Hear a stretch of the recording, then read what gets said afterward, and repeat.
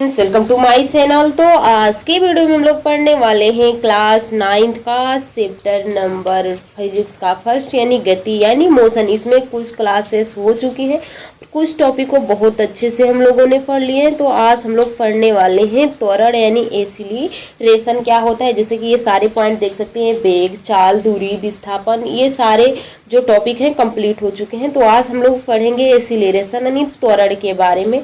तो देखिए त्वरण के बारे में कहा क्या गया है कि त्वरण होता क्या है। तो जो एक्सीलरेशन होता है, इकाई समय में किसी वस्तु के वेग के परिवर्तन की दर को ही त्वरण कहते हैं।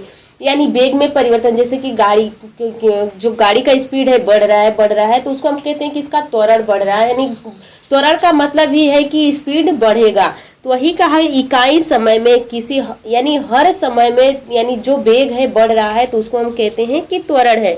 अगर त्वरण शून्य है तो वेग स्थिर हो जाता है, यानी नियत वेग से गाड़ी चलती है, ना तो बढ़ती है ना तो घटती है। अगर वेग घट रहा होता है तो हम बोलते हैं कि त्वरण घट रहा है, वो तो उसको हम मंदन बोल देते हैं। अगर त्वरण बढ़ रहा होता है तो उसको हम बोलते हैं त्वरण। अगर वेग बढ़ेगा तो त्वरण, वेग घटेगा तो मंदन। यानी आगे देखिए इसमें क्या कहा गया है। इसका सिंबल देख सकते हैं, ये है सूचित किया जाता है। इसका एसआई मात्रक मीटर पर सेकेंड होता है। वेग का क्या होता है यहाँ पे देख सकते हैं। अगली वीडियो आप लोग पढ़े होंगे तो पता। वेग विस्थापन की दर को क्या कहते हैं, वेग कहते हैं। तो विस्थापन बटा समय हो गया। तो अब विस्थापन को हम मीटर में नापते हैं, समय का टी हो जाता है, ये 3 स्क्वायर हो जाता है और यही ऊपर जाता है तो एम एस। यानी जो ये टी को समय को यस में सेकेंड में करते हैं तो एम एस स्क्वायर हो जाता है। जब नीचे से ऊपर जाता है तो माइनस हो जाता है।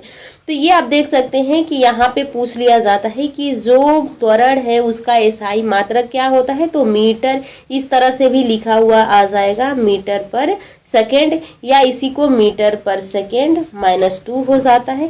तो ये हो जाएगा मीटर पर सेकेंड स्क्वायर या मीटर पर सेकेंड -2। आगे देखिए इसमें क्या कहा गया है। एक समान सरल रेखीय गति में वेग का परिवर्तन, जैसे कि यहाँ पे आप देख सकते हैं एक किस तरह से जा रही है, इसमें वेग में कैसे परिवर्तन हो रहा है। तो समय के साथ वेग नियत रहता है।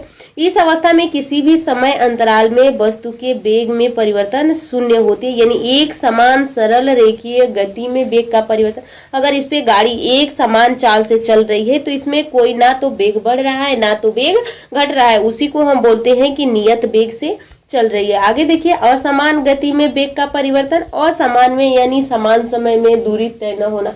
जैसे कि 5 मिनट में गाड़ी का स्पीड कुछ और था, फिर आगे बढ़े तो गाड़ी का स्पीड कुछ और हो गया। तो वही कहा असमान गति में वेग समय के साथ परिवर्तित होता है।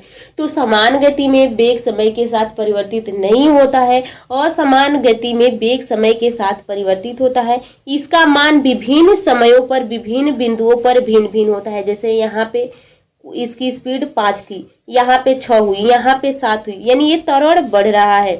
किसी भी समय अंतराल पर वस्तु के वेग में परिवर्तन शून्य नहीं होता है। यानी कहा गया किसी भी समय अंतराल पर वस्तु के वेग में परिवर्तन शून्य नहीं होगा।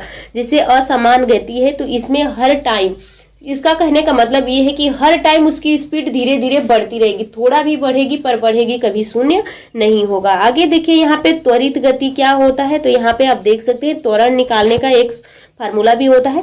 तो त्वरित गति यदि किसी वस्तु का वेग उसकी आरंभिक वेग का मान u समय t से अंतिम वेग भी है तो त्वरण है। तो प्रकार यानी हम त्वरण अभी हमसे पूछा, अगर v का मान दे दिया है, u का मान दे दिया है, हमसे त्वरण पूछ लिया है तो हमें पता है। जैसे कि यहाँ पे देख सकते हैं उसका u का मतलब क्या होता है, प्रारंभिक वेग, v का मतलब होता है अंतिम वेग, t का मतलब होता है समय, a का मतलब होता है त्वरण। यहाँ पे देखिए जैसे कि प्रारंभिक वेग 15 है, अंतिम वेग 20 है, t आपको 5 दिया गया है, 5 सेकेंड है। तो यहाँ पे पूछ लिया जाए कि ये बताइए, तो अब कैसे निकालें, v माइनस u अपन में t, यानी त्वरण में कितना परिवर्तन है। तो v कितना है, यहाँ पे देखिए v 20 है, u 15 है, बटा में 5 बटे 5 यानी 1 हो जाएगा। यानी ऑप्शन 1 मीटर पर सेकेंड स्क्वायर हो जाता है। इतनी परिवर्तन हो रहा है। तो वही यहाँ पे कहा गया है कि ए बराबर v माइनस यू अपन में टी। देखिए यहाँ पे क्वेश्चन भी दिया है, इस क्वेश्चन को सॉल्व कीजिए।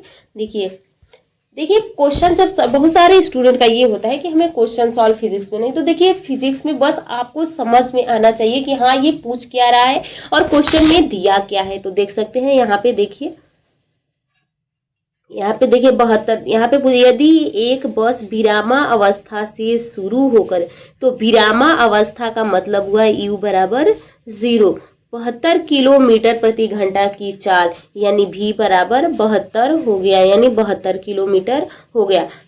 चाल 5 सेकेंड में प्राप्त करती है, यानी यहाँ पे दिया है 5 सेकेंड में प्राप्त करती है, तो आपको टाइम दे दिया है 5 सेकेंड में प्राप्त करती है, जबकि वह एक समान गति में है, तो बस का त्वरण पूछा गया है, यानी यहाँ पे आपको त्वरण पूछा गया है। तो यहाँ पे देखिए ये मिनट में है तो हम इसको सेकेंड में बदले, लेकिन ये तो सेकेंड में खुद दिया है।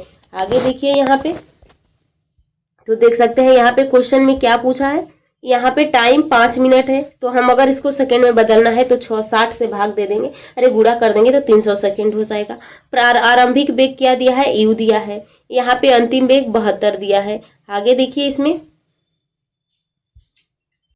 यहाँ पे देख सकते हैं ये क्वेश्चन में मिनट नहीं, ये मिनट दिया है, ये टाइपिंग में मिस्टेक है, मिनट दिया है पर आपको इसको सेकेंड में बदलना है, तो 5 गुणे में 60 बराबर 300। अब ध्यान दीजिए इस क्वेश्चन पे, देखिए यहाँ पे टाइम